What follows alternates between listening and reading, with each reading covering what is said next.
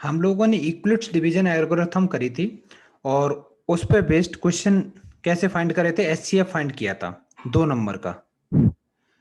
अब क्या करने वाले हैं, अब बेटा हम एचसीएफ निकालेंगे 3 नंबर का। तो 3 नंबर अगर गिवन है मेरे पास तो उनका एचसीएफ कैसे निकालते हैं, तो उनका पहले एक प्रोसीजर है, वो देख लो कैसे करते हैं।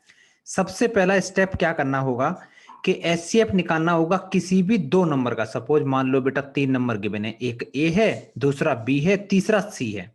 तो पहले ए और बी कोई भी 2 नंबर ले लो जो अच्छे लगे, उन दोनों का एचसीएफ निकाल दो। एचसीएफ निकालने का क्या तरीका होता है, जो नंबर ए और बी में जो नंबर बड़ा है उसको ए ले लेना, जो छोटा है उसको बी ले लेना, और भाई लॉन्ग डिवीजन मेथड करते जाना और लिखते जाना a equal to b q plus r, और ऐसे करके जैसे अभी लास्ट लेक्चर में किया था। ठीक है, तो 2 नंबर का एचसीएफ मेरे पास आ जाएगा। मान लेते हैं उन 2 नंबर का एचसीएफ आया, उसको अपनी मर्जी से बेटा उसको कुछ हमने पहले नंबर जो 3 नंबर है ना, पहले को ए ले लिया, दूसरे को बी, तीसरे को सी ले लिया, और जो 2 नंबर का एचसीएफ आएगा उसको मैंने डी ले लिया। ठीक है, तो फिर क्या करना है, एचसीएफ निकालना है 3rd नंबर का, और जो अभी अभी गरम गरम निकल के आया है एचसीएफ उसका। समझ में आया, पहले 3 नंबर हैं, किसी भी 2 नंबर का एचसीएफ निकाल दो, जो उसका आंसर आया उसको, और जो बचा हुआ नंबर है उन दोनों का एचसीएफ निकाल दो। बस वही मेरा फाइनल आंसर हो जाता है, फाइनल एचसीएफ हो जाएगा तीनों नंबर का। ठीक है, तो ये स्टेप मैंने लिखा है कि पहले 2 नंबर का एचसीएफ निकाल दो, फिर उसके बाद एचसीएफ निकालो 3rd नंबर का, और with the HCF obtained in step 1 उसके साथ, उसके बाद एचसीएफ ऑब्टेन्ड जो अब होगा वही 3 नंबर का एचसीएफ हो जाएगा। अब ये सवाल देखो क्या दे रखा है इसमें, use equilibrium division algorithm to find HCF of this this and this. 3 number दे रखे हैं बेटा, तो 3 नंबर में क्या करो, तुम अपनी मर्जी से कोई भी 2 नंबर अज्यूम कर लो। चलो मैं भी अज्यूम कर लेता हूं, मैंने लिखा यहाँ पे, मैंने लिखा लेट जो ए है, मैंने लिखा लेट ए इक्वल टू, सबसे बड़े नंबर को मैंने ए ले लिया जिससे कैलकुलेशन थोड़ी इजी हो जाएगी। उसके बाद में जो छोटा नंबर है उससे जस्ट छोटा नंबर है उसको मैंने बी ले लिया, उससे छोटा नंबर है उसको मैंने बेटा सी ले लिया। ठीक है, इसके बाद में हम एचसीएफ निकालेंगे ए और बी का, तो हम क्या लिखेंगे, by equilibrium division algorithm, by equilibrium division, साथ साथ में करते चलो, एल्गोरिथम। फॉर्मूला क्या होता है, फॉर्मूला होता है a equal to v q plus r. और यहां पे करने से पहले क्या करो, यहां पे लॉन्ग डिवीजन मेथड से सॉल्व भी करके देख लो मेरा आंसर आएगा क्या, क्योंकि कैलकुलेशन तो वहीं से करनी होती है। तो बेटा एक काम करते हैं, इसमें कौन सा नंबर लिखेंगे हम, बी मैंने ए और बी का पहले निकालने की कोशिश कर रहे हैं, तो हम लोग लिखेंगे first take a and b, लिख लो यहां पे फर्स्ट टेक, मैं ए इक्वल टू ले रहा हूं 693 और बी इक्वल टू ले रहा हूं 567, इसका निकालना है।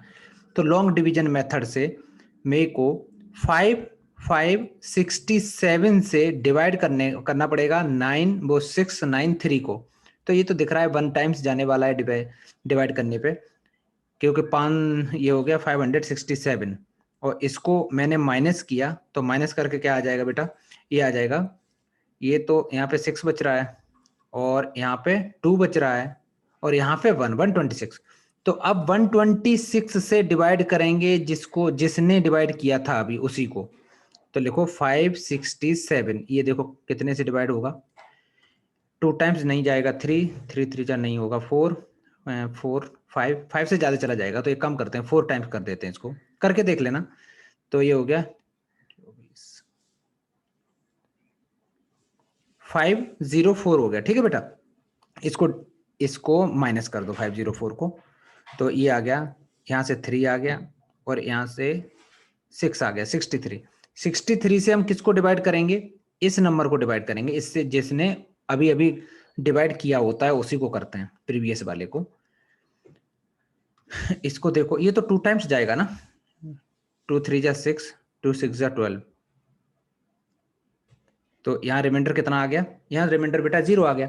रिमाइंडर 0 आ गया तो इसका मतलब है कि इन 2 नंबर का एचसीएफ मेरा 63 हो गया। जो नंबर लास्ट में डिवाइड करने पे रिमाइंडर दे देता है वही डिवाइजर मेरा एचसीएफ हो जाता है।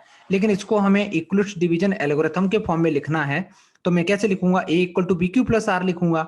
a क्या है, a है मेरा 6 9 3 इक्वल टू, और b की वैल्यू कितनी है, b की वैल्यू है जिससे मैंने डिवाइड किया, दैट इज 567 इनटू मेरा क्वेश्चन क्या आया, क्यू 1 आया, देखो ना यहाँ, देखो यहाँ क्यू मेरा 1 आया और रिमाइंडर आया 126, तो प्लस में रिमाइंडर लिख दो बेटा 126। पहली लाइन खत्म हो गई, पहली लाइन खत्म हो गई। अब हम दूसरी लाइन पे करते हैं। दूसरी लाइन में ए का काम कर रहा होगा 567, तो हम ए की जगह लिखेंगे 567 इक्वल टू, और बी क्या होगा जिससे डिवाइड कर रहा है, दैट इज 126 और क्वेश्चन क्या आ रहा है, क्वेश्चन मेरा 4 आ रहा है, तो यहाँ पे 4 लिख दो। और रिमाइंडर क्या आ रहा है, जब मैंने 126 से डिवाइड किया रिमाइंडर 63 आ रहा है, तो मैंने यहाँ पे 63 लिख दिया। नेक्स्ट, अब ये लाइन भी खत्म हो गई। अब बेटा हम चलते हैं थर्ड वाले में। तो थर्ड में जो बी ए का काम कर रहा होगा वो होगा 126 और बी का काम कर रहा है 63 और क्वेश्चन आया है मेरा 2 और रिमाइंडर मेरा आया है 0। तो जब रिमाइंडर 0 हो गया तो एचसीएफ तो बेटा यही हो गया जिसने डिवाइड किया होता है, तो हम लिख देंगे यहाँ पे देयरफॉर एचसीएफ ऑफ 9 वो 693 567 जो है वो मेरा 63 आ गया। ठीक है, अब हमें एचसीएफ किस किस का निकालना है। अब टेक फर्स्ट हमने उसको टेक ले लिया था ना, अब हम नंबर जो ले सकते हैं,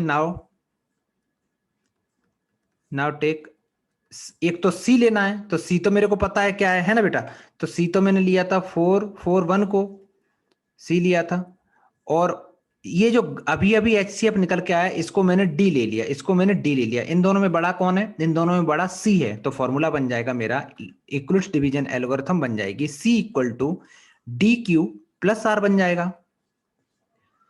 जो नंबर बड़ा होता है वो आगे होता है, जैसे a equal to b q plus r में।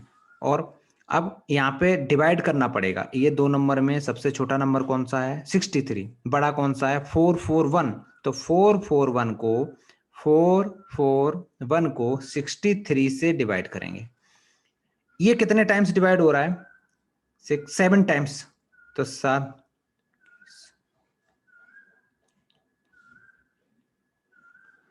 ये तो बेटा 1 टाइम्स चला गया, डायरेक्ट कैंसिल आउट हो गया, 0 ही हो गया।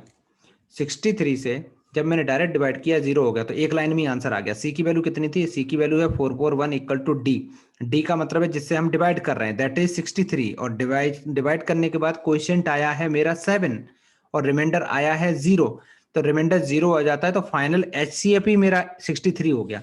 तो अब हम लिखेंगे क्या, देयरफॉर एचसीएफ ऑफ तीनों नंबर का, दैट इज 6 9 3 5 6 7 441, इन तीनों का एचसीएफ है, वो फाइनल एचसीएफ जो आया है वो हो जाता है मेरा answer is equal to 63। This is the correct answer. बहुत आसान प्रोसीजर था कि नहीं, दो नंबर का एचसीएफ निकाल दो स्टार्टिंग में, और नंबर एज्यूम करना तो पहले सबसे बड़ा फिर छोटा फिर छोटा, तो कैलकुलेशन ज्यादा अच्छी हो जाएगी। और उसके बाद में क्या है, एचसीएफ लॉन्ग डिवीजन मेथड से कर लिया, इधर इक्वलिस्ट डिवीजन एल्गोरिथम के हिसाब से मैंने सब कुछ लिख दिया। लिखने के बाद जब मेरा आंसर आया उसका बचे हुए नंबर के साथ में फिर से निकाल दिया एचसीएफ, और वो जो अब एचसीएफ आएगा निकल के वो एक्चुअली तीनों नंबर का एचसीएफ हो जाएगा। तो ये तुम्हारा एक छोटा सा प्रोसीजर था। अब हम लोग करते हैं नेक्स्ट टॉपिक। Thank you.